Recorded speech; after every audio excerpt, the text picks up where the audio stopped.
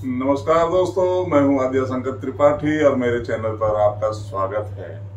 अभी पिछले 2-3 वीडियो से मैंने पॉक्सो एक्ट के संदर्भ में जो गंभीर धाराएं थी उसके संदर्भ में मैंने आपको बताया है और आशा ही नहीं उम्मीद करता हूं कि आपने वो तीनों वीडियो जरूर देखी होगी।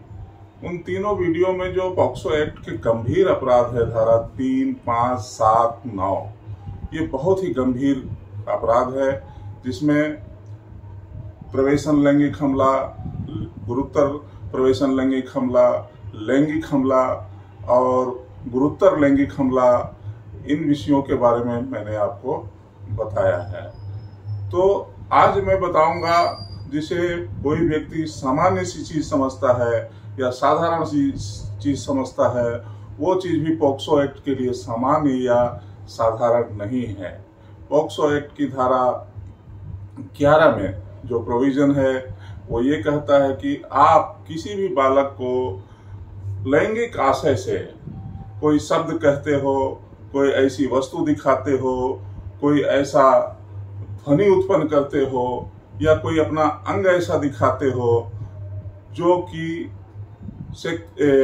लैंगिक उत्पीड़न के अंतर्गत आ जाता है। लैंगिक उत्पीड़न मतलब लैंगिक हैरेसमेंट हो जाता है। ये लैंगिक असॉल्ट से भिन्न है। यहाँ पर आप ऐसा कोई कृत्य करते हैं जिसका कि जिक्र मैंने अभी किया, तो आप सेक्सुअल हैरेसमेंट के अपराधी बन जाइएगा और दोषी बन जाइएगा। यदि आप किसी बालक को किसी अश्लील कृत्य के संदर्भ में उसके किसी क्रियाकलाप को देखने या उसे दिखाने के लिए भी कहिएगा या ऐसा कोई प्रयास करिएगा किसी भी माध्यम से, इलेक्ट्रॉनिक माध्यम से, साहित्य के माध्यम से या ध्वनि के माध्यम से, अंकीय माध्यम से, किसी भी माध्यम से, तो भी आप सेक्सुअल हैरेसमेंट के अपराधी हो जाएंगे और आपके ऊपर ये धाराएं लग जाएंगी। तो आपको जाना पड़ सकता है जेल। तो सावधान रहिए दोस्तों। यदि आप किसी बालक का पीछा करते हैं, यदि आप किसी बालक को कोई प्रलोभन देते हैं, पारितोषण देते हैं कि वह अपना कोई अंग दिखाए, या आप ऐसा करते हैं कि उस बालक का कोई तस्वीर लेकर के किसी मीडिया के माध्यम से या इलेक्ट्रॉनिक माध्यम से उसको धमकी देते हैं कि मैं ऐसा कर दूंगा, वैसा कर दूंगा, तो ये भी सेक्सुअल हैरेसमेंट के अपराध माने जाते हैं। भले ही इसमें किसी प्रकार का प्रवेशन का मामला ना हो, किसी प्रकार का असॉल्ट का मामला ना हो, लेकिन ये मामला हैरेसमेंट का बन जाता है। तो पॉक्सो एक्ट में जो महत्वपूर्ण धाराएं थी उन सभी को एक सामान्य सी भाषा में जो आम व्यक्ति को समझ में आए, मैंने प्रयास किया है कि ये चौथे वीडियो तक आपको बातें समझ में आ गई होंगी। इसके बहुत सारे नियम हैं, बहुत सारे प्रावधान हैं, जिसको बताते बताते एक सीरीज बन जाएगा दोस्तों। तो मैं आज पॉक्सो एक्ट को आज इस चैनल के इस वीडियो के माध्यम से आज समाप्त करूंगा और यही कहूंगा कि बालकों से संबंधित जो भी अपराध हमारे समाज में निरंतर बढ़ रहे हैं उनको रोकने के लिए समाज में जागरूकता फैलाने की आवश्यकता है, लोगों को अवेयर करने की आवश्यकता है और ऐसे पेरेंट्स को, अभिभावकों को भी समझाने की आवश्यकता है कि ऐसे लोगों पर नजर रखें और अपने बच्चों को गुड टच और बैड टच के बारे में बताएं। कोई व्यक्ति किसी बच्चे को छूता है तो उसके छूने का आशय क्या है, किस तरीके से छूता है या उससे क्या कहता है, वो बच्चे आकर पेरेंट्स को बताएं कि फला अंकल, फला व्यक्ति या फला टीचर या फला आदमी आज मेरे साथ इस प्रकार से छू रहा था, इस प्रकार से टच कर रहा था या इस प्रकार से मुझे ऐसी ऐसी बातें कह रहा था।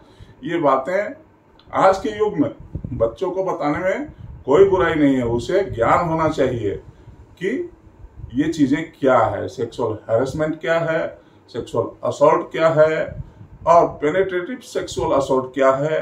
इन सब चीजों को की जानकारी होना चाहिए और इसी उद्देश्य की पूर्ति के लिए हमारी विधायिका ने, हमारी सरकारों ने बहुत बड़े बड़े न्यायाधीशों के साथ मिलकर पूरे देश से राय और मशवरा लेकर निर्भया केस के बाद ये कानून को बनाया है।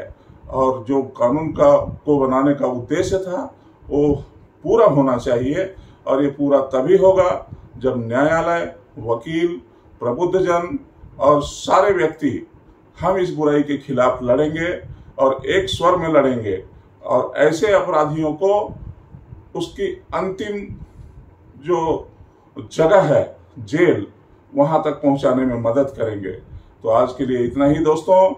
आज आपने जो सेक्सुअल हैरेसमेंट के बारे में सुना, इसके अंदर बहुत सारी चीजें हैं। आगे भी साहित्य के संदर्भ में है, साहित्य के बारे में जिसमें अश्लील साहित्य है, अश्लील सिनेमा है और अश्लील प्रकाशन है, उसमें बालकों का जो धारा 3 हुआ, 5 हुआ, 7 हुआ, 9 हुआ, इस प्रयोजन से भी जो उपयोग करेगा उसके लिए भी फिर से वही सजाएं आ जाती हैं। तो माफ कीजिएगा, अभी तक मैंने आपको सेक्सुअल हैरेसमेंट का सजा नहीं बताया। 3 साल तक का सजा हो सकता है। तो ये जो सेक्सुअल हैरेसमेंट है, इसमें 3 साल तक का सजा और जुर्माना दोनों हो सकता है। अब चूंकि मेरे पास क्या है, टेलीप्रॉम्प्टर है नहीं, मेरे को जो मैं पढ़ा हूं या जो मेरे पास जो अनुभव है, उन्हीं बातों को मैं आपके सामने रखता हूं। हो सकता है छोटी मोटी गलतियां भी हो जाएं, लेकिन आप स्वयं भी पढ़िए, मेरे बातों को ही अंतिम मत मान के चलिए। लेकिन जहां तक हो सकता है कि सही जानकारी देने का मैं आपको प्रयास करता हूं। तो आज के लिए इतना ही दोस्तों। चैनल को कीजिए सब्सक्राइब, करिए लाइक, शेयर, बेल आइकन दबाइए ताकि मेरा वीडियो तुरंत आपको मिले। धन्यवाद। जय हिंद, जय भारत, जय छत्तीसगढ़।